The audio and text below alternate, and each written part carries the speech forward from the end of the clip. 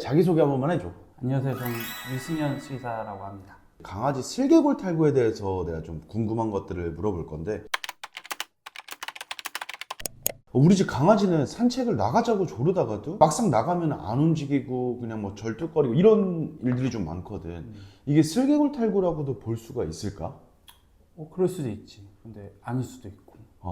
근데 그럼 슬개골 탈구가 정확하게 정의가 뭐야? 슬개골이 뭔지부터 알아야 되는데 말 그대로 이제 무릎뼈를 이제 한자로 표현을 한 거고, 그 슬개골 탈구는 이제 무릎뼈가 탈구, 이제 벗어난 거, 그 원래 위치에서 벗어난 것을 이제 탈구라고 하는 건데, 보통은 이제 몸쪽 내측으로 이제 빠지게 돼가지고 슬개골 내측 탈구 이런 식으로 불리는 그런 질환이지.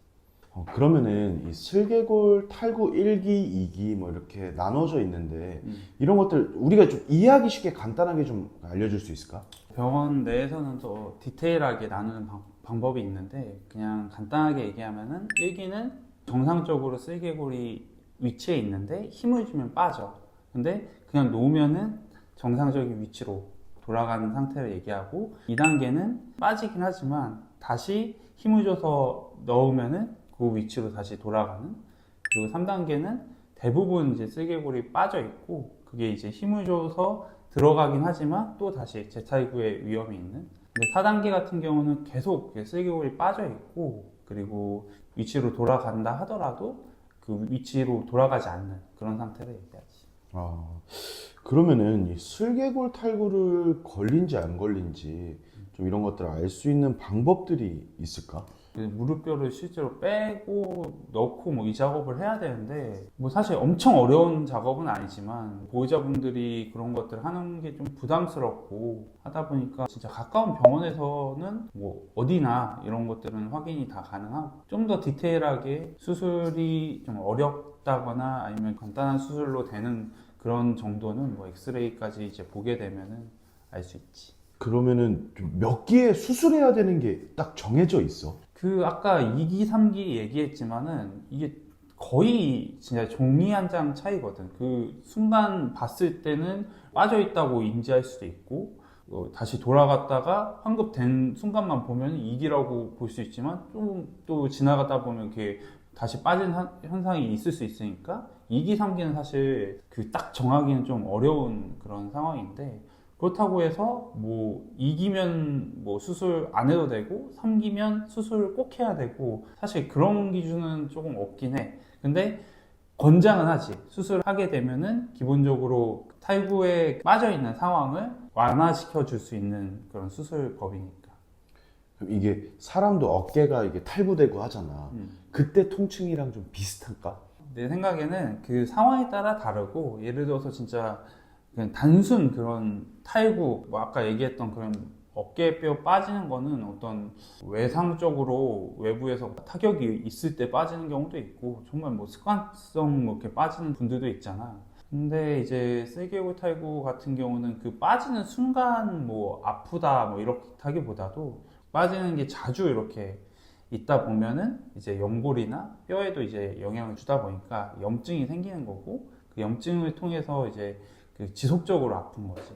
어떤 상황에 따라서 2기면은 뭐 50만큼 아프고 뭐 3기면은 70만큼 아프고, 사실 그런 어떤 정량적인 지표는 없고, 강아지가 느끼는 바는 그 반응을 보면서 우리가 인지할 수 있을 것 같아. 보통 수술 비용은 좀 어느 정도가 들어?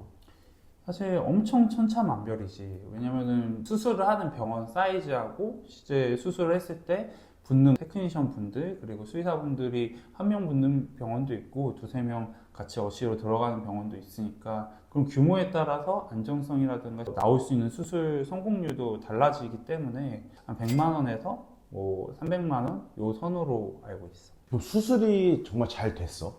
그러고 나면은 어릴 때처럼 뭐 뛰어놀고 이렇게 될까?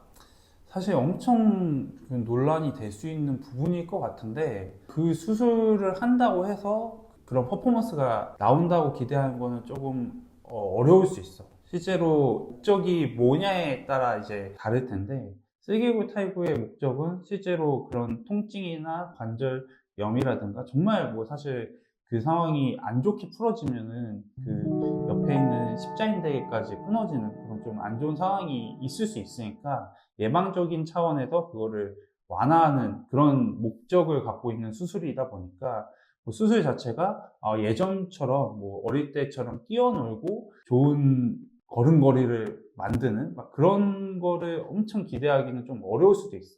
실제로 통증이라든가 이런 좀 삶의 질 완화에 주안점이 있다고 보면 좋을 것 같아요. 그럼 꾸준한 계속 관리는 해줘야 된다는 거네. 꾸준히 해줘야지. 그렇지 않으면 사실 재탈구 위험도 굉장히 많아. 슬개골 탈구 수술하고 나서 회복 기간은 평균 어느 정도를 좀 주면 좋을까? 보통 이제 병원마다 다른데 우선은 입원 기간 먼저 얘기하면 뭐 3일 안에 얘가 진짜 안정을 찾고 있고 너무 과도하게 움직이려고 하지 않고 있다 라고 하면 진짜 3일도 충분한 수술 후 회복 기간이 될 수 있고, 근데 그렇지 않고 너무 하이퍼하고 얘가 좀 예민하고 그런 친구라고 하면은 병원 내에서 관리가 들어가야지 재타입의 위험이라든가 수술 후에 그런 관리가 들어갈 수 있으니까 그런 친구들은 진짜 길게로는 뭐 한 달 동안 입원한 친구도 봤고, 그거는 사실 그 강아지의 성격이라든가 그 상황이라든가 이런 것들이 담당 수의사분들이 판단하는 게 맞는 것 같아요.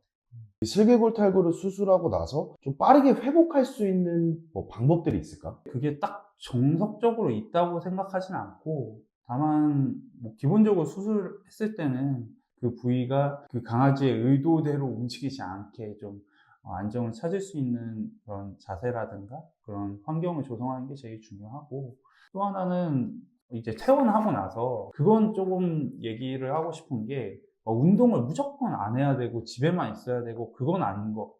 왜냐면 수술을 하고 나서 재타이구의 위험이라든가 이런 것들을 없게 하려고 하면 또 중요한 부분이 근육이거든요. 근육들이 계속 안 움직이면 근육은 계속 쪼그라들고 작아질 수 있기 때문에 정말 영양 섭취를 잘 하고 그리고 근육이 잘 붙을 수 있게 실제로 가벼운 산책이라든가 이런 것들은 충분히 할 수 있는 부분이지.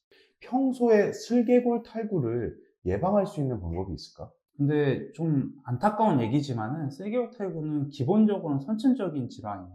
소형견과 소형견이 브리딩을 했을 때 이런 것들이 유전적으로 가는 거기 때문에 뭐 그런 거는 어쩔 수 없는 부분은 있다고 생각이 들고, 근데 이제 유전적인 걸 제끼고 키우면서 그런 쓸개골에 그 자극이 되는 행동들을 줄이는 게 제일 중요하겠지. 그런 것들이 이제 실내에서 너무 미끄럽지 않은 환경을 만든다거나, 그리고 드래프트? 유치원이나 좀 큰데 이렇게 막 돌아다니고 너무 신나니까 막 확 이렇게 방향을 틀잖아. 그때 사실은 슬개골이 탈구될 확률도 높고, 탈구됐다 다시 돌아온다 하더라도 그런 자극들이 있을 수 있는 상황이니까 그런 상황들을 좀 줄여주는 게 좀 필요할 것 같아요.